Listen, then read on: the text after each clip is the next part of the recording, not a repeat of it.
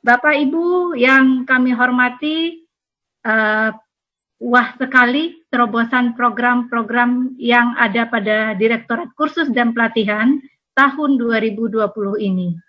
Yang mana tadi semuanya adalah kolaborasi dan sinergi dengan dunia usaha dan industri.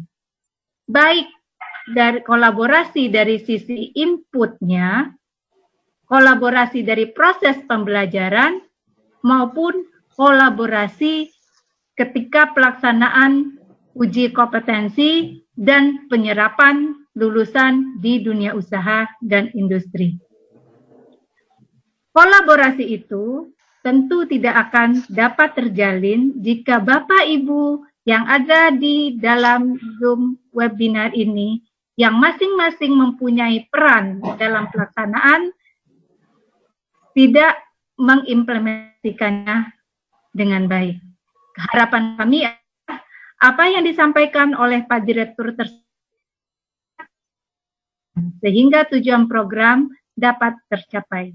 Sebelumnya Bapak Ibu, izinkan kami sebagai moderator memperkenalkan diri. Saya Fitria Yolanda, nanti akan didampingi oleh teman saya, Bapak Heri Sutanto.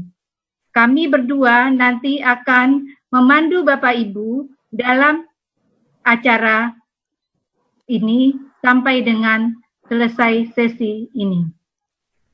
Bapak Ibu, apa itu program PKK, apa itu program PKW, sudah dijelaskan oleh Pak Direktur secara umum.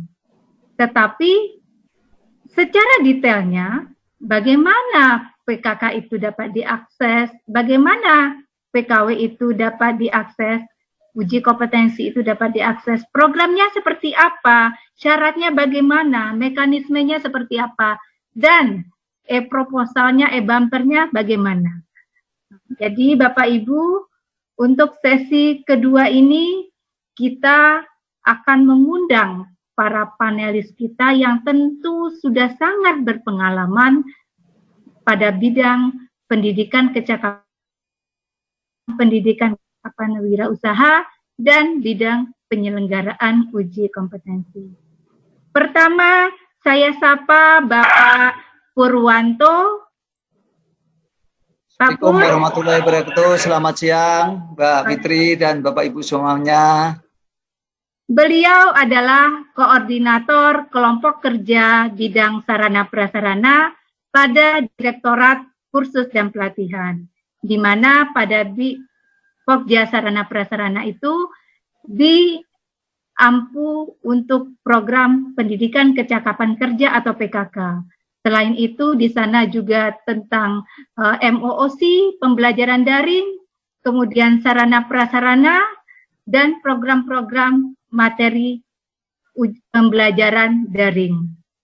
Kemudian, yang kedua, saya sapa Bapak Kastum. Assalamualaikum Mbak Fit. Selamat sore. Dan mudah-mudahan sehat ya. Bapak Kastum ini sangat berpengalaman sekali Bapak Ibu. Beliau sudah malang melintang di pendidikan non formal. Mulai dari Direktorat Jenderal GTK sampai ke Direktorat Kesetaraan dan Keaksaraan, dan sekarang beliau ada di Direktorat Kursus dan Pelatihan. Tentunya Bapak Ibu sudah sangat mengenal beliau. Nah, beliau adalah koordinator pada Pokja bidang program dan evaluasi Direktorat Kursus dan Pelatihan. Beliaulah yang mengkoordinatori perancangan program-program yang inovasi dan kreatif pada Direktorat Kursus dan Pelatihan, sekaligus mengkoordinatori evaluasi penyelenggaraan program kursus dan pelatihan. Selanjutnya, saya sapa Ibu Enah Suminah.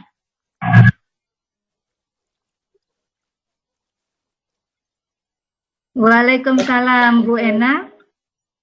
Beliau adalah koordinator pada bidang Pokja Pembelajaran dan Penilaian. Pada Pokja Pembelajaran dan Penilaian, ada beberapa program terkait dengan penyelenggaraan uji kompetensi, penyusunan FKL, penyusunan kurikulum, dan bagaimana lembaga sertifikasi dan penilaian uji kompetensi ke depannya. Bagian-bagian dari penyelenggaraan uji kompetensi seperti pelatihan penguji, penguatan TUK, dan penguatan penguji tentu nanti adalah spesialisasinya dari Bu Ena. Bapak Ibu, tadi banyak sekali pertanyaan-pertanyaan tentang program PKK dan PKW yang mungkin kita simpan dulu karena Pak Direktur ingin Bapak Ibu menjelaskan lebih detail. Nah, jadi Bapak Ibu, untuk pertama kami berikan masing-masing panelis waktu maksimal 20 menit untuk menyampaikan program-programnya. Pertama, kepada Bapak Purwanto, kami persilahkan.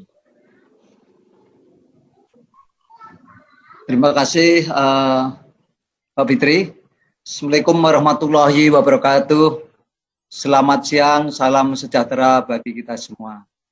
Bapak dan Ibu yang saya hormati, khususnya ini Bapak Ibu dari Sumatera Selatan, Bengkulu, Lampung, Bangka Belitung, dari unsur Dinas Pendidikan, dari LKP, dari SKB, PKBM, dan mungkin dari PT Vokasi, dan mungkin juga dari SMK, dan mungkin ada yang lain-lainnya. Nah, tentunya sangat senang sekali pada siang hari ini kita bisa berjumpa, walaupun dalam Pikom yang biasanya itu tatap muka, tetapi siang hari ini kita hanya melalui Pikom, tapi tidak menjadi masalah. Bahkan kalau tatap muka itu sosialisasi seperti ini paling banter 100 orang, bahkan 150 orang. Nah ini sekarang ini mencapai 237 orang. Ini luar biasa, luar biasa. Nah, Bapak Ibu yang saya hormati, izinkanlah saya menyampaikan paparan. Kalau tadi Pak Direktur sudah menyampaikan, sebenarnya sudah disampaikan semua, tetapi saya ingin menambahkan saja. Kalau menambah itu biasanya tidak banyak, hanya sedikit ya. Nah, izinkanlah saya memaparkan Mbak Fitri ya, tentang PKK.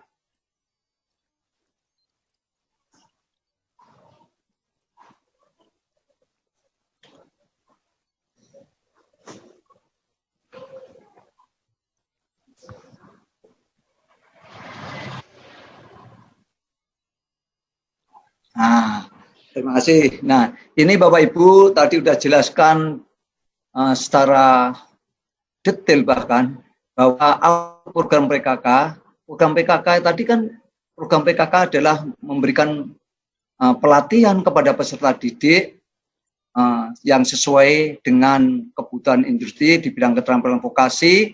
Setelah itu harus mengikuti uji kompetensi, setelah uji kompetensi mempunyai sertifikasi, dan yang paling penting adalah penempatan kerja. Nah, ini Bapak Ibu, sasaran tahun ini itu 50.000 peserta didik ya, 50 peserta didik sasarannya. Nah, mengapa kok program ini penting? Ternyata Bapak Ibu ada reasoning yang dari zaman kemerdekaan ya, dari kemerdekaan sampai sekarang Indonesia itu tidak tuntas yang namanya, belum tuntas yang namanya kemiskinan, yang namanya pengangguran. Nah ini kita lihat jumlah kemiskinan di Indonesia itu 25.067 juta orang dari jumlah penduduk ini, atau 9,66% dari total penduduk yang ada di Indonesia menurut BPS ini ya.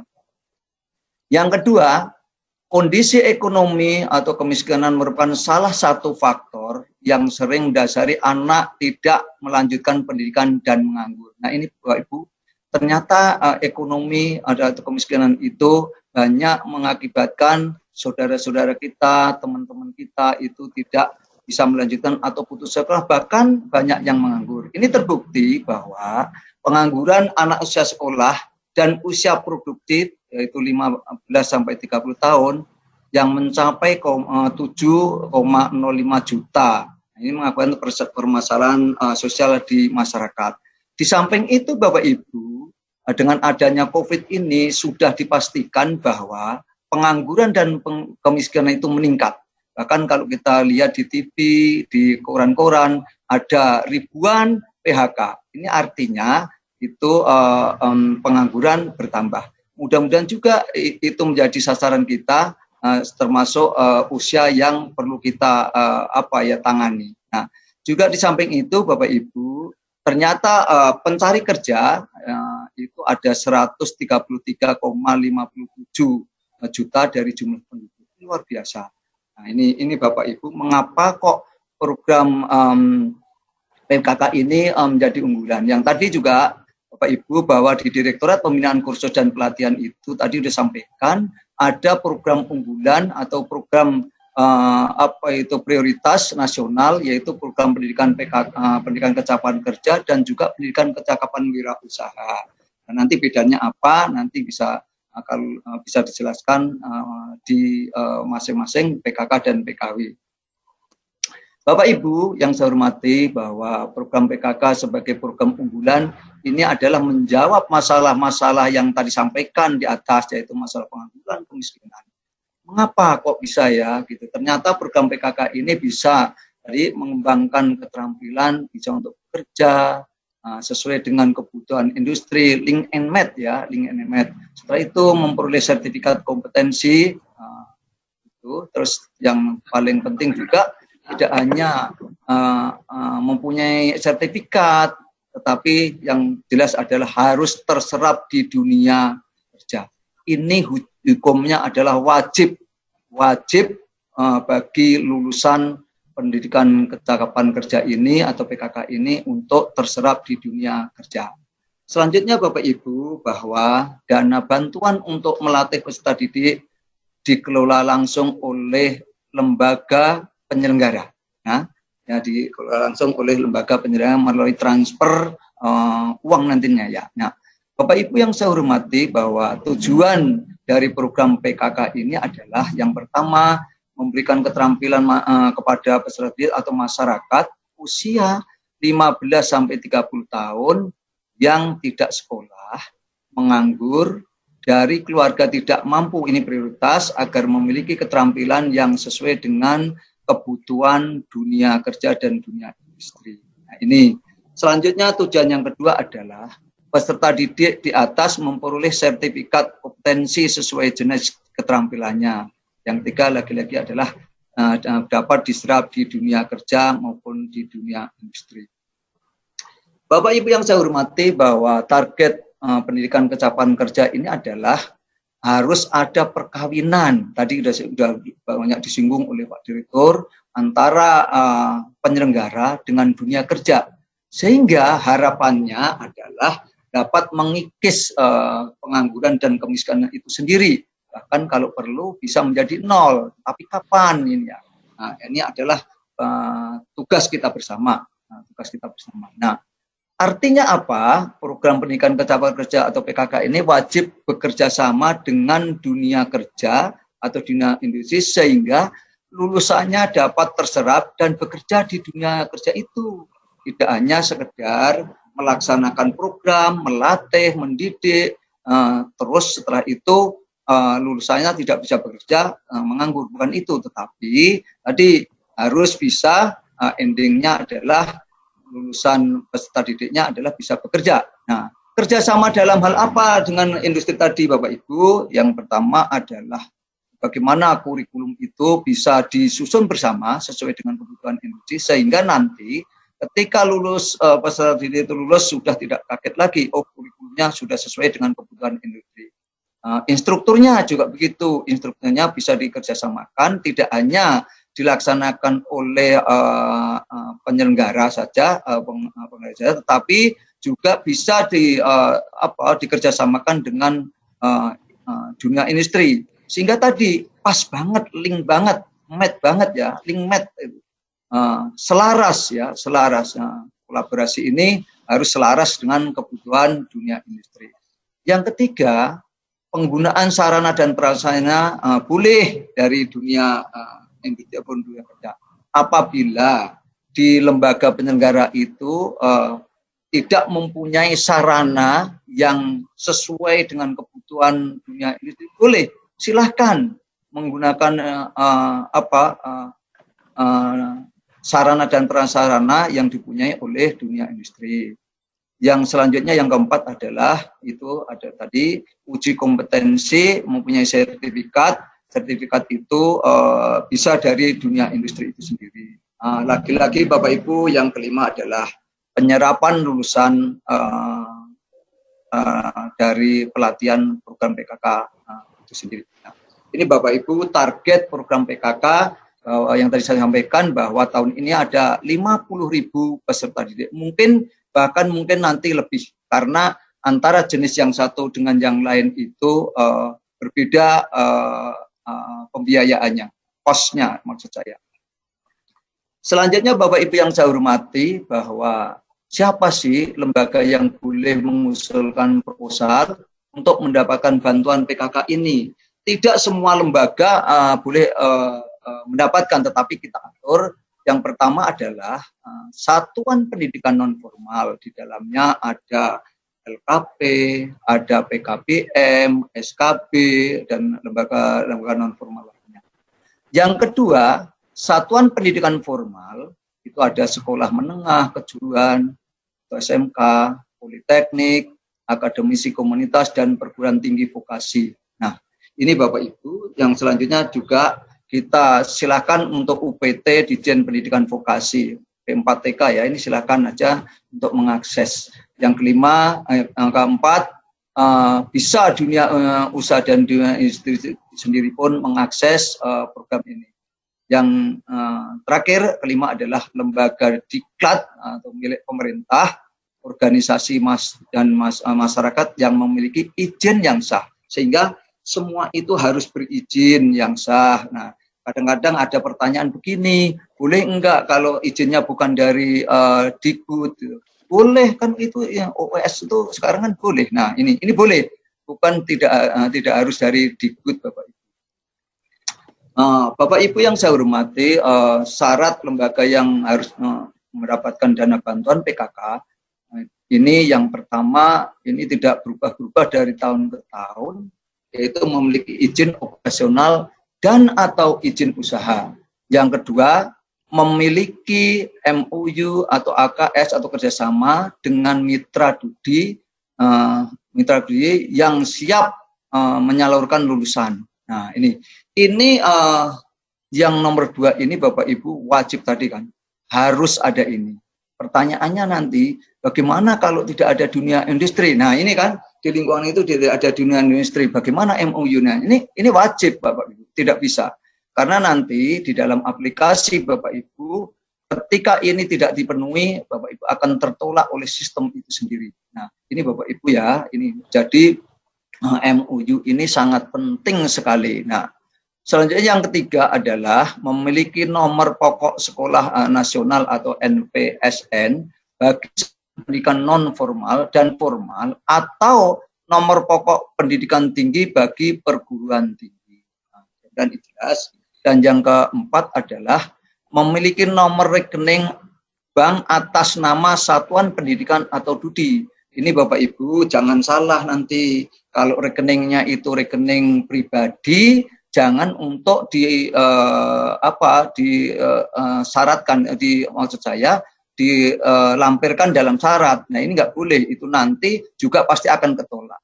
Seandainya Bapak Ibu nanti dapat, pasti itu akan report ya. Ini jadi rekeningnya adalah rekening atas nama satuan pendidikan atau studi, bukan atas nama pribadi. Selanjutnya yang terakhir adalah memiliki nomor pokok wajib pajak atau NPWP atas nama satuan pendidikan atau studi, itu juga sama. Antara nomor 4 dan nomor 5 ini sama, bukan atas nama pribadi ya Bu, Bapak Ibu, bukan atas nama pribadi tetapi atas nama satuan pendidikan atau studi.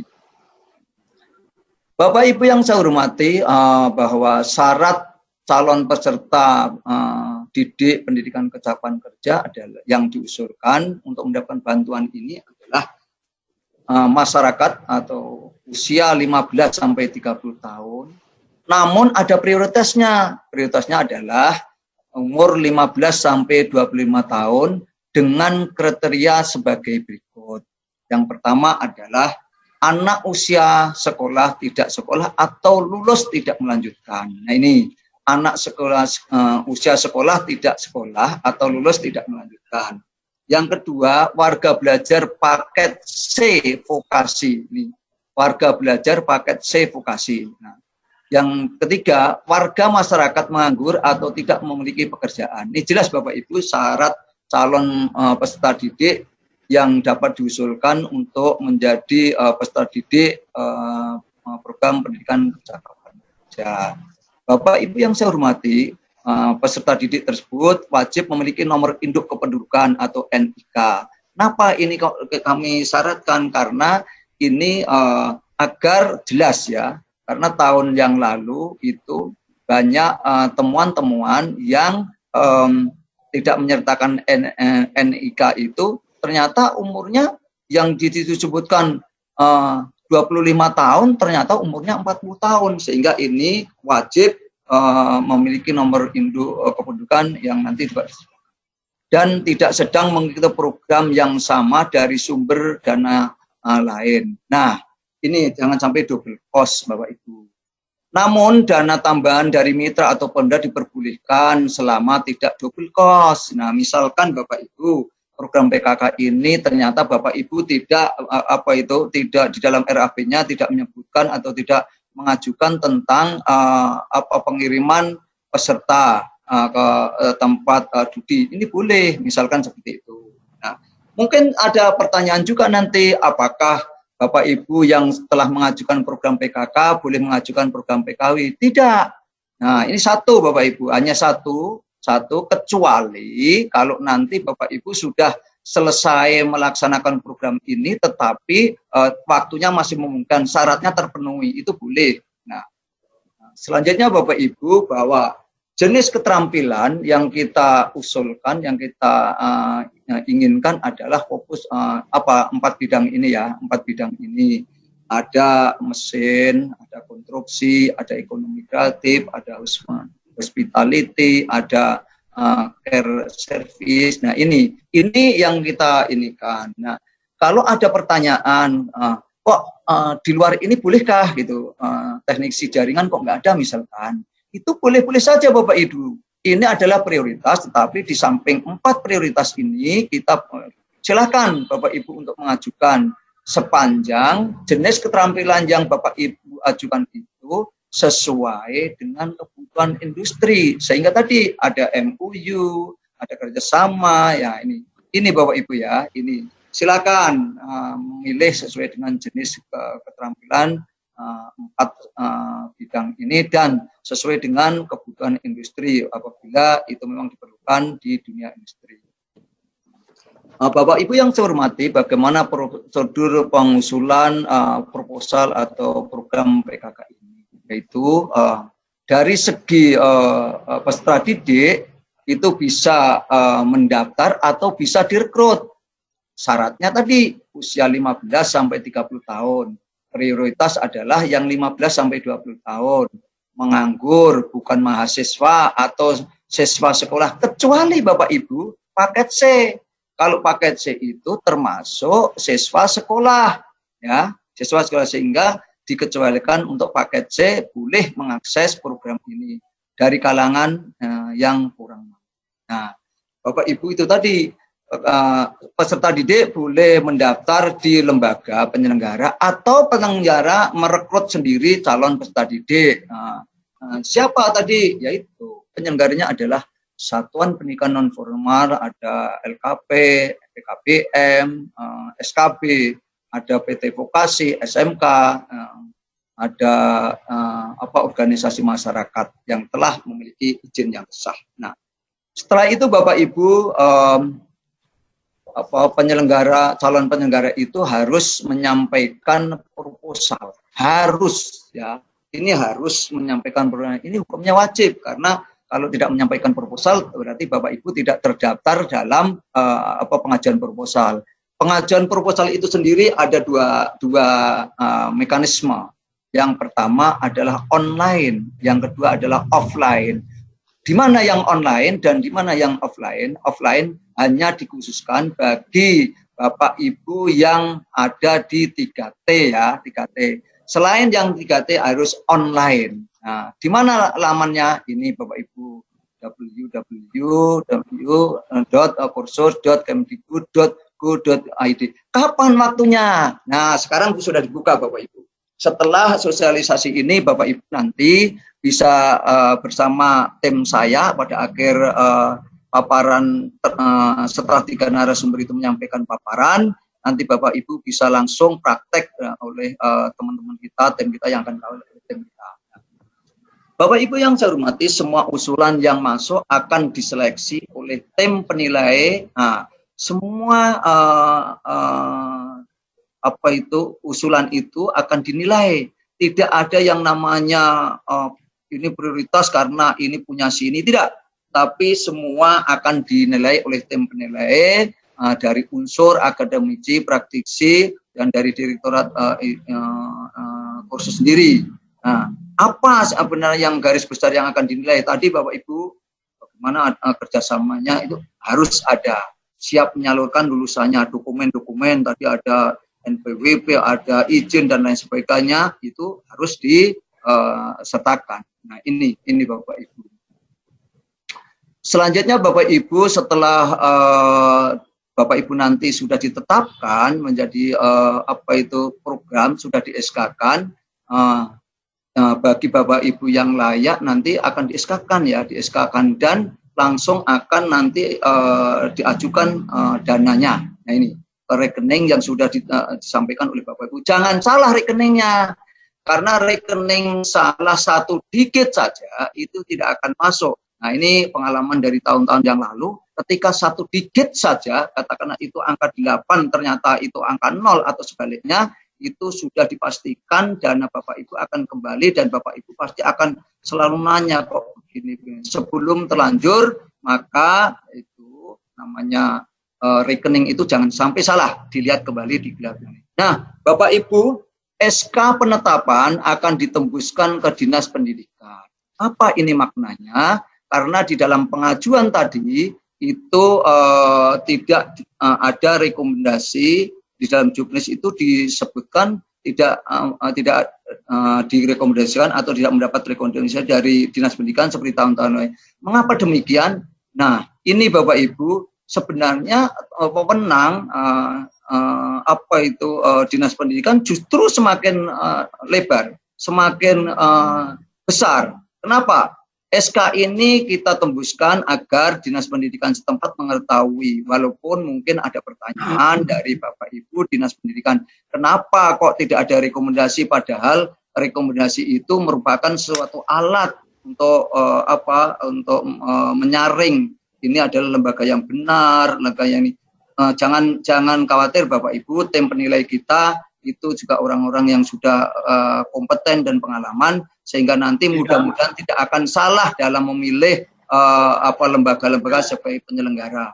Nah, nanti Dinas Pendidikan itu bisa sebagai narasumber, bisa juga memonitoring, bisa membina, bahkan pendampingan, bisa juga mencarikan partner tadi MOU antara lembaga dengan ini, itu ya Bapak Ibu. Nah, seperti juga disampaikan oleh Bapak Direktur, apakah program ini langsung bisa dilaksanakan? Kita tetap menunggu tadi kan ya COVID-19 ini. Tetapi dalam praktek nanti Bapak Ibu bisa, dalam teori Bapak Ibu bisa menggunakan sistem daring. Pertanyaan saya, tidak semua lembaga-lembaga calon penyelenggara itu menyelenggarakan pembelajaran daring. Nah, ini juga menjadi tantangan dan PR Bapak Ibu semua. Silakan yang belum melaksanakan sistem pembelajaran jarak jauh atau daring itu segera menyesuaikan kondisi. Karena ke depan ini adalah sangat efektif pembelajaran jarak jauh itu. Nah, ini Bapak Ibu menjadi tantangan tadi Pak. Jangan terus sekarang tatap muka. Padahal kalau dengan daring itu pesertanya bisa banyak, bisa dari mana-mana. Bapak Ibu, ini prosedur pelaksanaan program PKK. Nah, sebelum pelaksanaan program PKK itu dilakukan, setelah ditetapkan sebagai penyelenggara program PKK dan dana sudah ditransfer ke rekening yang Bapak Ibu sampaikan, penyelenggara segera menyampaikan laporan awal bahwa dana sudah masuk dan melampiri peserta didik yang sudah disetujui. Kenapa demikian? Yang pertama karena laporan awal itu ini kita butuhkan. Kami ingin tahu apakah dana yang sudah kita transfer itu sudah sampai atau belum. Nah, ini penting. Biasanya Bapak Ibu ini ada juga yang sampai berapa hari belum melihat transferan, padahal di dalam syarat kita juknis kita menyampaikan laporan awal itu hanya maksimum 7 hari. Bapak Ibu tidak usah 7 hari. Saat itu Bapak Ibu melihat bahwa di rekening sudah masuk, langsung menyampaikan laporan. Itu yang kita inginkan. Sehingga kami tahu, oh daya serap kita yang sudah dicairkan sekian. Terus juga melampiri waktunya habis. Oh ya, ya sebentar, saya ngebut Mbak, Ya sebentar, mohon sedikit Mbak ya. Segera lakukan koordinasi dengan dunia kerja. Yang pertama memantapkan kurikulum, yang kedua rencana pembelajaran, yang ketiga uji kompetensi, yang terakhir adalah penempatan. Ini penting ya, ini penting Bapak Ibu. Terus dalam proses pelaksanaan pembelajarannya adalah belajar bisa di LKP, bisa di lembaga kursus, itu ya, tidak di dunia industri ya, maksud saya bisa di LKP, bisa di dunia industri. Setelah itu dilakukan uji kompetensi di mana? Bisa di LSKP, di LSK maupun LSP ataupun dunia industri itu sendiri. Terus disalurkan ke dunia kerja, sehingga tadi penempatan dunia kerja yang koordinasi itu penting. Segera menyusun laporan pertanggungjawaban baik teknis maupun keuangan. Nah, ini Bapak Ibu, ini yang sering juga agak dialfakan oleh Bapak Ibu, masih banyak juga yang alfa. Laporan akhir pelaksanaan itu maksimum 14 hari setelah selesai ya, disampaikan ke Direktorat Kursus dan Pelatihan. Isi laporan seperti tahun juga, daftar hadir, instruktur dan peserta harus ada, dokumen kegiatan minimal 5 foto yang berbeda, jangan 5 foto yang sama. Laporan kelulusan uji kompetensi, di dalamnya ada laporan pendaftaran, berita acara, dan daftar peserta uji kompetensi. Ini perlu. Yang selanjutnya laporan jumlah peserta didik yang terserap di dunia kerja. Nah ini success story-nya ini nanti ya. Yang terakhir adalah laporan kurikulum bahan ajar proses pembelajaran yang disusun dengan dunia kerja. Ini penting yang nomor E ini karena kita ingin tahu kurikulum apa yang digunakan, belajarnya seperti apa. Nah sesuai dengan tadi enggak ada MOU dengan apa itu dengan dunia industri dan dunia kerja enggak. Nah, laporan keuangan tetap sama Bapak Ibu, ini bisa online, semua bisa pakai sistem maksud saya, nanti melalui sistem aplikasi yang ada.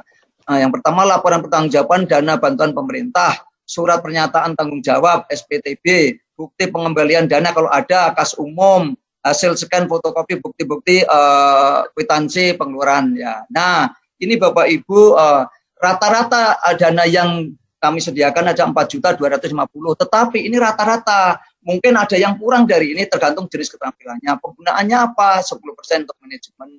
Itu ada ATK, koordinasi, penggandaan, honor, dokumentasi, pembuatan spanduk, publikasi, biaya perawatan, sarana praktek. Nah, Bapak Ibu, saya pesan publikasi ini penting. Jangan malu-malu. Publikasi itu kerjasama dengan siapa? Dengan Dijen kursus, direktur kursus maksud saya juga dari industri. Dipasang, jangan tidak masang. Nah, ini penting. Yang kedua adalah 90% untuk proses belajar mengajar. Biaya proses belajar mengajar kerjasama dengan institusi jatuh. Penyusunan kurikulum, bahan praktek, biaya pemagangan, honor instruktur, narasumber, evaluasi pembelajaran atau biaya kompetensi, biaya uji kompetensi. Bapak Ibu, dana yang 4 juta rata-rata 4.250.000 sekarang termasuk uji kompetensi. Kalau dulu kan terpisah. Nah, sekarang termasuk di dalamnya. Jangan salah ya. Nah, ini yang selanjutnya kegiatan lain dalam memperkuat kemitraan dengan Budi. Nah, ingat Bapak Ibu, penggunaan harus sesuai dengan juknis yang kita sampaikan ke Bapak Ibu.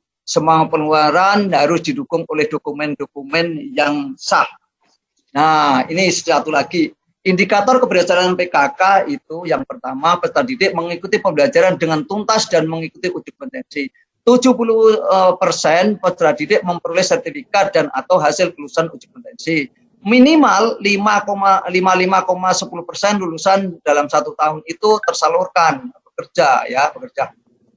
Yang keempat adanya laporan pertanggungjawaban teknis maupun keuangan. Nah, Bapak Ibu, semua program bantuan pemerintah yang ada di Direktorat Kursus dan Pelatihan ini tidak menerima gratifikasi dari siapapun, atau yang saya maksud Bapak Ibu karena ingin mendapatkan bantuan ini merayu, memberi barang, uang atau jasa apapun pada semua orang, baik itu pejabat di pusat atau di daerah ataupun tim penilai. Kadang-kadang ada tim penilai itu yang kurang benar ya, saya maksudkan. Tapi insya Allah tim penilai kita ini benar. Kalau nanti umpamanya ini loh, karena di pen saya ini di tangan saya Anda dapat. Nah, itu jangan sampai Bapak Ibu itu terus terayu untuk memberikan bantuan. Nah, ini Bapak Ibu, ya, mudah-mudahan Bapak yang saya sampaikan ini bisa diketahui oleh Ibu. Nah, bagaimana mengunduh juknis bumper ini Bapak Ibu ya? Saya tulis nih. Jangan salah, kadang-kadang Bapak Ibu pakai juknis yang bukan tahun 2020, ya orang link, nggak met, nanti salah ya ini ya. Nanti mudah-mudahan teman-teman tim aplikasi juga menyampaikan. Demikian yang biasa saya sampaikan, kurang lebihnya saya mohon maaf. Salam vokasi kuat menguatkan Indonesia. Terima kasih. Wassalamualaikum warahmatullahi wabarakatuh. Waalaikumsalam warahmatullahi wabarakatuh. Tepuk tangan Pak Pur. Terima kasih sekali Pak Pur, penyampaiannya sangat jelas dan detail sekali. Jadi intinya Bapak Ibu jika ingin mengajukan program pendidikan kecakapan kerja atau PKK, yang pertama kali disiapkan adalah perjanjian kerjasama dengan dunia usaha dan industri untuk keterserapan lulusan. Selanjutnya, dari apa yang disampaikan oleh Pak Purwanto tadi, bahwa proses input pembelajaran, proses pembelajaran, dan hasil pembelajaran harus link and match dengan industri. Mungkin karena waktunya sudah sangat banyak kepakai oleh Pak Pur, saya tidak memperpanjang kesimpulan. Saya persilakan Pak Kastum untuk menyampaikan program pendidikan kecakapan wirausaha. 20 menit ya Pak. Baik. Mbak Fitri, mohon maaf kalau udah ngomong ya. Baik Mbak Fitri, terima kasih. Bismillahirrahmanirrahim. Assalamualaikum warahmatullahi wabarakatuh. Bapak Ibu yang dari Provinsi Sumatera Selatan, kemudian Bangka Belitung, Lampung, dan Bengkulu, pada kesempatan yang baik ini izinkan saya ingin menyampaikan tentang bagaimana program PKW. Tapi sebelumnya, Bapak Ibu sekalian, kami kepada semua saja komponen yang mengikuti acara ini. Nah, Bapak Ibu yang saya hormati, sebenarnya begini, proses, mekanisme, pengajuan, dan lain-lainnya hampir sama dengan PKK. Hanya ada perbedaan yang prinsip saja. Nah, oleh karena itu, izinkan saya untuk menyampaikan yang pertama bahwa yang menjadi latar belakang kenapa kok PKW dianggap penting, sesungguhnya sama. Yang pertama di latar belakangnya adalah banyaknya pengangguran. Yang kemudian yang kedua, pengangguran berdampak pada kemiskinan. Dan yang ketiga, utamanya pengangguran di kalangan usia 15 sampai dengan 30 tahun. Ini penting ini. Nah, berikutnya tentang program PKW ini. Bahwa program PKW ini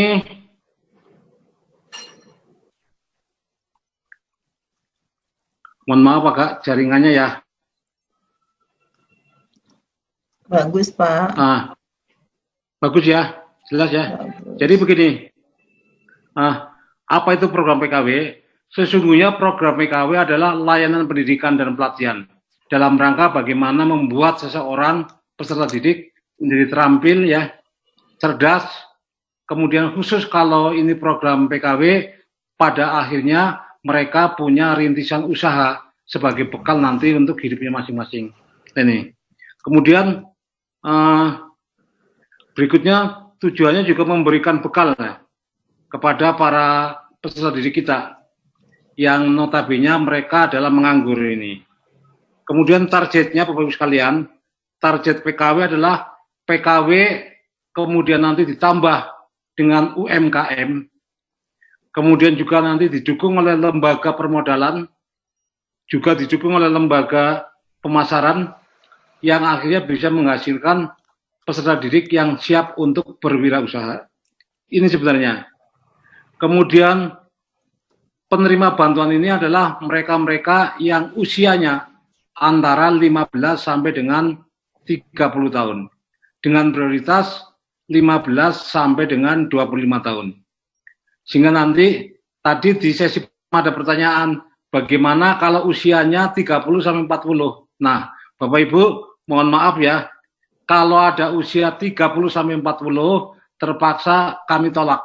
Karena usia ini adalah usia sasaran dari Depnaker.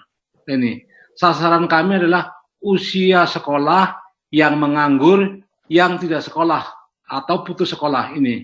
Sehingga nanti tolong kalau ada angan-angan atau pertanyaan yang mengarah kepada usia di atas 30, mungkin dipending dulu saja. Ini. Nah, berikutnya Bapak Ibu sekalian, untuk penyelenggaraan program PKW, ini tolong bagi siapapun yang ingin mengajukan program PKW, tolong yang pertama lakukan dulu identifikasi peluang usaha. Sekaligus juga identifikasi untuk para peserta didiknya. Kira-kira jenis keterampilannya apa ya nanti ini. Kemudian siapa kira-kira sasarannya. Nah ini harus Bapak Ibu identifikasi dulu. Nah berikutnya setelah itu nanti ada pembelajaran kewirausahaan dan keterampilan. Ini penting. Dan nanti di tengah jalan Bapak Ibu juga akan melakukan evaluasi hasil ini. Sekaligus juga nanti akan ada pendampingan ya, pendampingan dari dalam rangka untuk merintis usaha. Nah, ini. Kemudian siapa yang boleh menyelenggarakan program PKW? Yang pertama adalah satuan pendidikan non formal. Misalkan ada LKP, ada SKB, ada PKBM, silakan saja boleh. Baik untuk PKK maupun PKW, kedua-duanya boleh. Tetapi tolong Ibu sekalian, tahun ini hanya boleh mengakses satu program saja. Bapak Ibu boleh pilih apakah PKK atau PKW ini. Kemudian yang kedua adalah satuan pendidikan formal yang menyelenggarakan pendidikan vokasi. Seperti ada SMK ya ini, itu boleh silakan mengajukan. Kemudian juga UPT Dijen Pendidikan Vokasi. Seperti ada P4TK, ada kemudian juga ada Politeknik ya, ada juga perguruan tinggi vokasi. Ini boleh menyelenggarakan, bahkan Dudi pun boleh menyelenggarakan untuk program PKW ini. Nah, kemudian dalam rangka itu Bapak Ibu sekalian, untuk penyelenggaraan program PKK, ya, yang pertama terkait dengan jenis keterampilan. Jenis keterampilan untuk program PKK tidak hanya yang non terstruktur, tapi terstruktur juga boleh. Sekali lagi, jadi program PKW boleh yang terstruktur, juga boleh yang non. Ini. Tapi misalkan Bapak Ibu ngambil yang terstruktur, ada acuannya, yaitu SKL-nya juga ada ini. Tapi kalau yang non, tidak perlu. Ini. Kemudian berikutnya Bapak Ibu sekalian, jenis keterampilan yang diambil, upayakan memiliki peluang usaha. Ini. Supaya apa? Supaya nanti menjadi rintisan bagi peserta didik yang dianggap selesai. Ini. Kemudian kurikulumnya, untuk program PKW, mencakup 4 hal. Yang pertama, pendidikan karakter dalam kaitannya dengan kewirausahaan. Yang kedua, bidang pendidikan keterampilan yang diusahakan. Yang ketiga, terkait dengan pemasaran dan akses permodalan. Dan yang terakhir adalah kaitannya dengan pengelolaan hasil usaha. Ini. Kemudian proses pembelajarannya, jenis keterampilan yang memiliki peluang usaha, baik secara mandiri maupun kelompok, boleh dilaksanakan. Nah, Jadi nanti Bapak-Ibu sekalian, setelah mereka lulus, mereka boleh berusaha, berwirausaha, baik mandiri ya maupun kelompok ini. Nah, kemudian yang terkait dengan sarana dan prasarana, lembaga penyelenggara, UMKM, Dudi dan sebagainya ya, itu yang memiliki relevansi dengan jenis keterampilannya. Jadi sapras yang digunakan harus ada kaitannya dengan program kewirausahaan. Nah, kemudian juga Bapak-Ibu sekalian, ini diperlukan keterlibatan atau peran dari Pemda atau unit kerja lain. Pemerintah daerah dan unit kerja lain bersinergi dalam rangka untuk membantu permodalan, membantu pemasaran, serta sekaligus membimbing untuk merintis usaha dari setiap warga belajar ini. Kemudian jangan lupa nanti program ini juga akan dievaluasi ya, yang menyangkut kompetensi atau kemampuan menguasai bidang keterampilan yang akan diusahakan. Ini. Kemudian juga akan dievaluasi juga terkait dengan kesiapan dalam rangka merintis usaha. Ini. Nah, Bapak-Ibu sekalian, jadi sekali lagi ya, untuk program PKW ini titik beratnya adalah berusaha. Nah, kesimpulan kami begini, kalau misalkan lulusan PKW kok mereka bekerja pada orang lain atau ikut di perusahaan, itu namanya bukan lulusan program PKW, itu ibarat lulusan PKK. Karena apa? Dia mengikut pada orang lain. Tetapi kalau lulusan PKW, mereka adalah merintis usaha. Pengertian usaha dimaksud bukan berarti harus yang gede, misalkan mendirikan perusahaan garmen yang gede, ya kan, mendirikan industri apa seperti itu. Namanya saja UMKM. Jadi Bapak Ibu sekalian nanti yang dipandu, dibimbing oleh UMKM yang diajak sebagai mitra kerjanya. Nah ini. Nah berikut nanti begini Bapak Ibu sekalian. Terkait dengan jadwal pelaksanaan program PKW, saya kira kami sudah membuat schedule ya, kapan mulai dilakukan sosialisasi ya. Kalau menurut rancangan kami sudah mulai minggu kedua, walaupun sekarang ini minggu ke-3 ya, 3 atau menjelang kali ya. Tetapi ketika minggu kedua, kami sudah melakukan launching oleh Pak Dirjen. Jadi launching juga merupakan bagian dari kegiatan sosialisasi program kursus dan pelatihan ini. Nah, kemudian Bapak Ibu silakan setelah sosialisasi ini mengajukan proposal, silakan. Proposal lewat aplikasi yang sudah disiapkan. Nanti secara khusus akan disampaikan oleh kawan-kawan dalam rangka bagaimana mengajukan proposal melalui aplikasi online di Direktorat Kursus ini. Nah, kemudian penetapan calon penerima harapannya minggu pertama bulan Juli, jadi kita akan bekerja cepat. Siapa yang masuk duluan proposalnya akan segera kami nilai, dan kalau itu dianggap layak, maka akan segera di-SK-kan untuk segera dicairkan dananya. Sehingga insya Allah kawan-kawan tim baik di PKW maupun PKK akan bekerja dengan cepat dalam rangka untuk bagaimana melayani Bapak Ibu yang proposalnya dianggap layak dan ditetapkan untuk dapat menerima bantuan ini. Kemudian, nah harapannya pembelajaran akan dimulai minggu kedua bulan Juli ini. Jadi Bapak Ibu nanti setelah Bapak Ibu ditetapkan, kemudian menerima dana bantuan cair, maksimal 7 hari setelah dana diterima, Bapak Ibu harus segera sudah mulai melaksanakan kegiatan. Nah, kemudian berikutnya, pendampingan rintisan usaha. Ini sudah barang tentu akan dilakukan setelah pembelajaran dianggap selesai. Nah ini. Dan monitoring dan evaluasi yang nanti akan kami lakukan mulai minggu ketiga dan seterusnya. Hingga Bapak Ibu mohon segera saja, tidak perlu menunggu kapan waktunya harus berakhir, tapi segera saja mengirimkan proposal melalui aplikasi online untuk secepatnya kami nilai ya. Nah, juga sama dengan PKK, ada semacam publikasi. Artinya publikasi ini dimaksudkan agar para mungkin masyarakat tahu bahwa di sini, di LKP ini, di PKB ini, di mana diselenggarakan program PKW. Dan tolong Bapak Ibu, kalau peserta didik sudah dibiayai dari program ini, jangan ada pembiayaan dari sektor lain. Artinya jangan sampai terjadi double cost.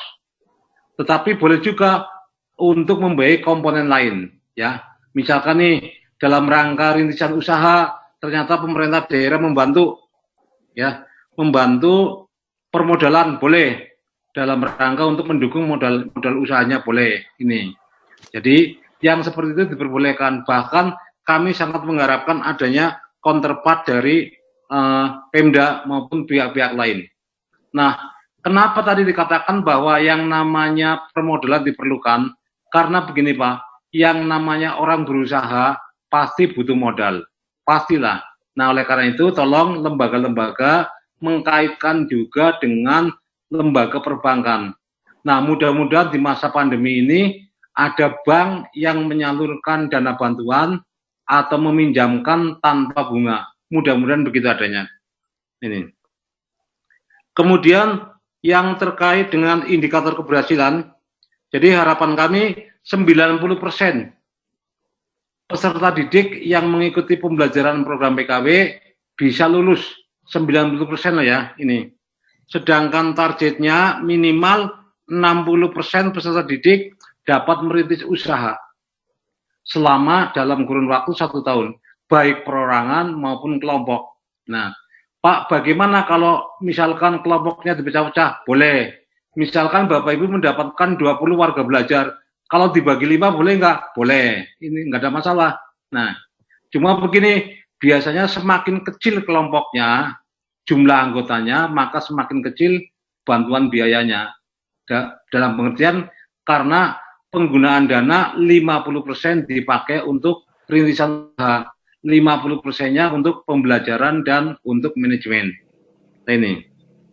Sehingga Bapak Ibu boleh juga mau berusaha secara kelompok maupun secara individu. Nah, memang ada persoalan. Kalau individu biasanya juga repot karena permodalannya hanya kecil ini. Nah, sehingga disarankan kalau bisa berkelompok. Ini disarankan lah ya, artinya individu pun tetap juga boleh. Ini. Nah, kemudian dari hasil semua itu nanti Bapak Ibu sekalian, usaha yang akan dilakukan tetap dipantau baik oleh lembaga ya, oleh Dinas Pendidikan, kemudian juga oleh kami dari Direktorat, juga didampingi oleh UMKM, lembaga permodalan maupun juga pemasaran ini. Nah, pemberi dana yang pasti adalah Direktorat kursus dan pelatihan ya. Nah, yang insya Allah nanti jumlahnya sampai dengan 6 juta rupiah untuk per orang atau per peserta didik dari kurang lebih 16.676 sasaran, sehingga banyak juga duitnya 106 miliar kalau nggak salah ini. Nah, kemudian syarat proposal dan lain saya kira sama dengan program PKK ya.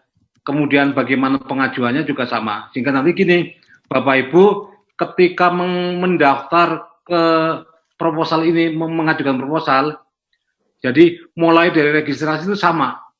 Bapak Ibu akan berbeda ketika memilih program, apakah PKK atau PKW. Nah, begitu Bapak Ibu memilih program, memang ada pertanyaan-pertanyaan yang berbeda.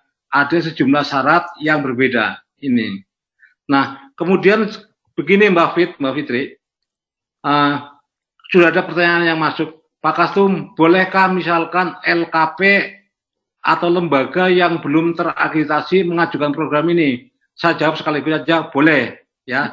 Sekarang intinya begini, akreditasi memang hal yang penting, tetapi akan lebih penting lembaga mampu menyalurkan lulusan, lembaga mampu merintis peserta didiknya untuk usaha, ketimbang persoalan akreditasi. Sehingga ditekankan oleh Pak Direktur juga bahwa yang namanya lembaga yang belum terakreditasi boleh juga mendaftarkan asal ada kemampuan untuk menyalurkan lulusan maupun melakukan rintisan usaha bagi para peserta didiknya ini.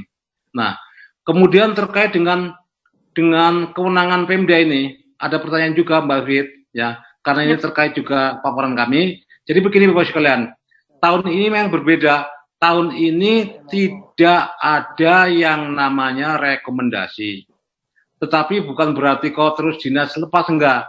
Justru dengan tidak adanya rekomendasi, peran dinas semakin besar dalam rangka bagaimana melakukan pembinaan, melakukan pengawasan, ya, melakukan monitoring, ya, bahkan bagaimana melakukan pendampingan usaha bagi program PKK. Bagaimana mendekatkan DUDI dengan LKP-LKP, dengan satuan-satuan dalam rangka supaya ada kemitraan antara lembaga di wilayahnya dengan DUDI yang di wilayahnya. Sehingga harapan Pak Direktur, harapan Pak Purwanto, dan harapan kita semua, program PKK maupun PKW dapat menghasilkan dengan betul-betul. Nah, inilah sekilas informasi yang bisa saya sampaikan. Nanti kalau ada pertanyaan dan lain-lain, ya, akan dibahas dalam sesi tanya jawab. Saya menggunakan waktu mungkin lebih singkat, ya, karena apa? Karena takut jaringannya error nanti. Terima kasih Mbak Fitri. Assalamualaikum warahmatullahi wabarakatuh. Waalaikumsalam warahmatullahi wabarakatuh. Tepuk tangan untuk Pak Kastum.